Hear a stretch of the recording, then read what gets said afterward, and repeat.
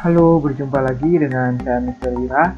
Di video kali ini kita akan membahas materi baru di kelas 7, yaitu mengenai aritmetika sosial. Jadi apa itu aritmetika sosial dan apa saja yang dipelajari?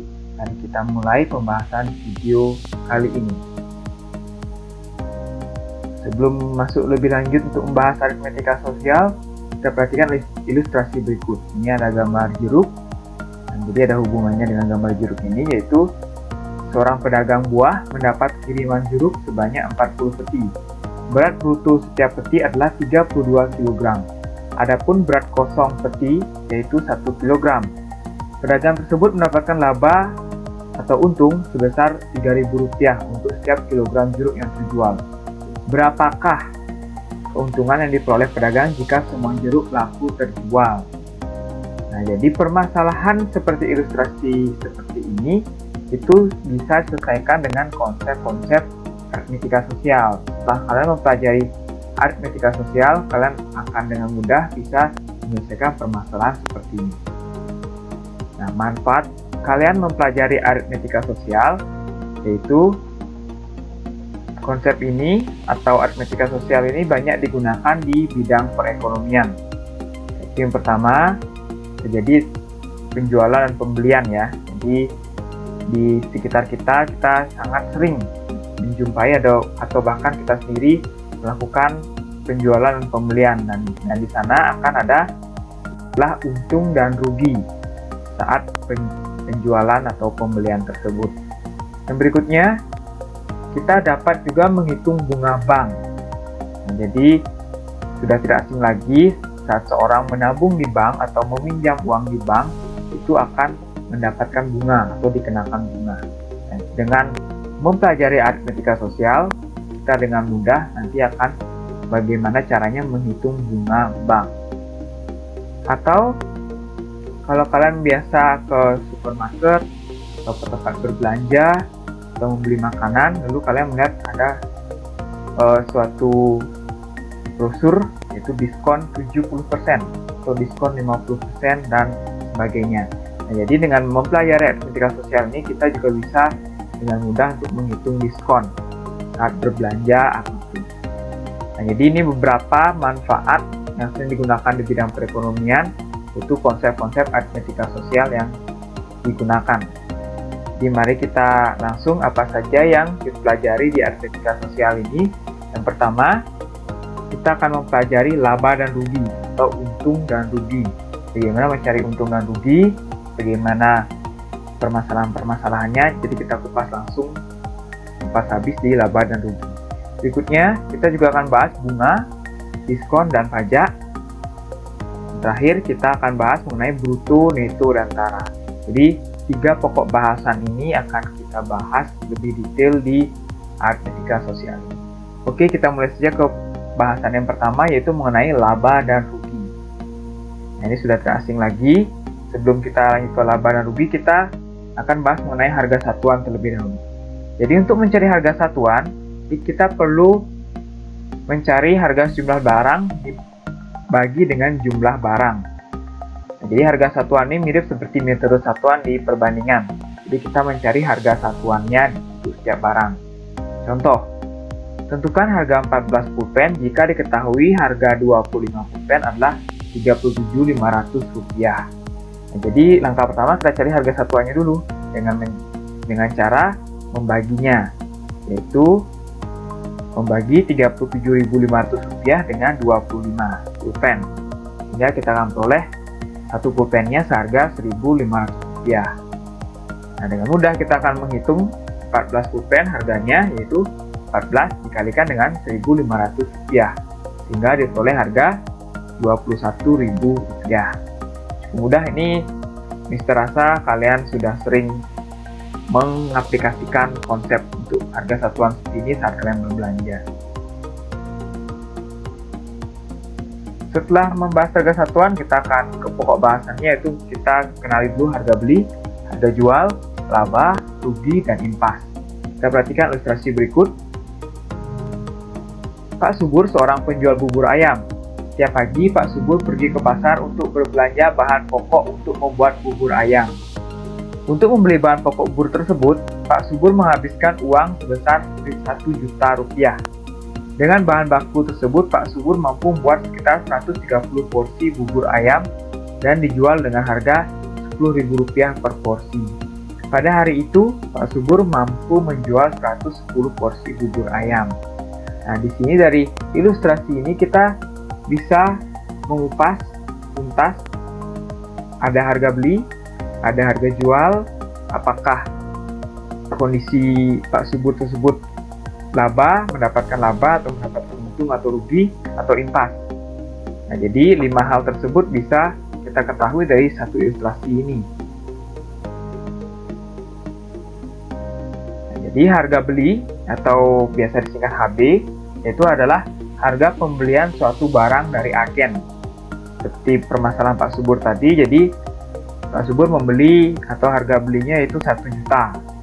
Dia mengeluarkan uang 1 juta dan membeli kepada agen atau pada supplier dan sejenisnya. Berikutnya ada istilah harga jual atau biasa disingkat HJ, adalah harga penjualan suatu barang dari pedagang kepada konsumen. Pada permasalahan tadi, harga jualnya itu yaitu 10.000 per porsi. Nah, itu harga jual yang dipatok atau ditentukan oleh Pak Subur. Nah, jadi jika harga jual lebih dari harga beli, maka akan mendapatkan untung atau laba. Sehingga labanya itu bisa kita cari harga jual dikurangi dengan harga beli. Begitu pula sebaliknya, jika harga jual kurang dari harga beli, maka akan mengalami rugi. Yaitu kita bisa mencari ruginya dengan cara harga beli dikurangi harga jual. Nah, jika harga jual itu sama dengan harga beli, maka terjadi kondisi impas atau tidak untung dan tidak rugi. Nah, ini 3 kondisi utama kita bisa menentukan apakah suatu permasalahan atau suatu penjualan tersebut untung, rugi, atau impas. Kita perhatikan contoh berikut. Silvi membeli sebuah sepeda seharga Rp2.200.000. Suatu ketika, dia menjual sepedanya seharga Rp2.420.000. Apakah Silvi mendapatkan laba, rugi, atau impas? Ini cukup mudah, jadi kita bisa tentukan harga belinya yaitu Rp2.200.000 dan dia menjual kembali atau harga jualnya yaitu Rp2.420.000. Selanjutnya, jika kita melihat bahwa harga jual ini lebih dari harga beli, maka sudah pasti dia akan mendapatkan untung ya. Silvi sudah pasti mendapatkan untung. Nah, berapa untungnya? Yaitu untungnya Rp220.000 dengan cara mengurangkan harga jual dengan harga beli. Jadi Silvi akan mendapatkan laba yaitu sebesar Rp220.000. Cukup mudah. Jadi selanjutnya kita akan bahas mengenai persentase laba dan rugi. Nah, berikut cara mencari persentase dari laba dan rugi. Jadi rumusnya cukup mirip, hanya beda di pembilang saja. Jadi persentase laba yaitu besar labanya, itu dibagi harga beli dikalikan dengan 100%. Untuk persentase rugi yaitu besar rugi dibagi dengan harga beli, lalu dikalikan dengan 100%. Jadi persentase laba dan rugi selalu dihitung terhadap pembelian ya, atau dihitung berdasarkan harga beli. Jadi persentasenya berdasarkan harga beli atau modalnya. Kita perhatikan contoh. Di Pak Dedi membeli suatu motor bekas dengan harga Rp4 juta. Dalam waktu seminggu, motor tersebut dijual kembali dengan harga Rp4.200.000. Tentukan persentase laba Pak Dedi. Oke, langkah pertama kita tentukan dulu berapa sih besar laba atau keuntungan dari Pak Dedi. Dengan cara mengurangkan harga beli dengan harga jual ya. Kita kurangkan harga jual dikurangi dengan harga beli sehingga diperoleh Rp200.000. Jadi itu keuntungan dari Pak Dedi. Berikutnya kita cari persentase labanya. Jadi persentase laba yaitu besar laba dibagi dengan harga beli dikalikan dengan 100%. Kita tinggal masukkan angkanya yaitu 200.000 dibagi dengan 4 juta dikalikan dengan 100% sehingga akan diperoleh 5%. Nah, inilah persentase laba Pak Dedi terhadap harga beli. Kita juga bisa menentukan harga beli suatu barang jika diketahui persentase laba atau ruginya. Nah, caranya sebagai berikut. Jadi kita bisa gunakan rumus seperti ini. Harga beli sama dengan 100 per 100 ditambah persentase laba dikalikan dengan harga jual. Atau jika dia mengalami rugi, harga beli sama dengan 100 per 100 dikurangi persentase rugi dikali dengan harga jual. Yang membedakan kalau laba pada penyebutnya itu ditambahkan. Jadi kalau dia mengalami rugi pada penyebutnya dia akan dikurangkan atau dikurangi. Untuk lebih jelas kita perhatikan contoh. Ami menjual sebuah vas buatannya seharga Rp18.000 sehingga akan mengalami kerugian 10%. Berapa seharusnya harga jual vas tersebut agar dia mendapatkan laba 9%? Nah, kita bisa tentukan HJ-nya dulu yaitu 18.000 dan ruginya 10%. Nah, sehingga kita bisa tentukan harga belinya dulu. Dia berapa sih belinya sehingga dia ruginya 10%. Sehingga kita bisa gunakan rumus yang tadi. Harga beli sama dengan 100 per 100 dikurangi persentase rugi dikalikan dengan harga jual. Sehingga diperoleh 100 per 100 dikurangi 10 dikalikan 18.000. Setelah dihitung, diperoleh harga belinya yaitu Rp20.000.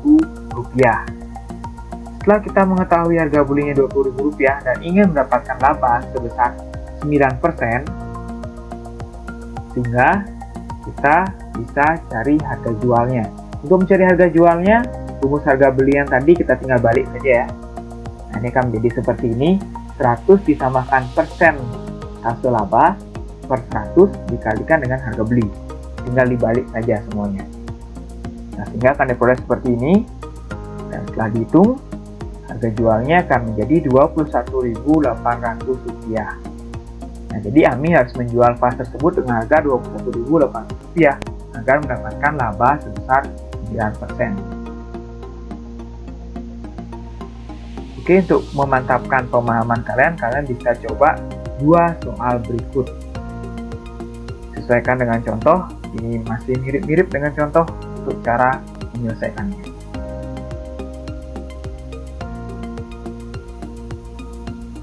Oke, sekian pembahasan video kali ini. Semoga kalian paham dan nanti kita akan lanjutkan di video berikutnya. Jadi jika ada yang belum paham bisa kalian tanyakan langsung. Sampai jumpa di video selanjutnya.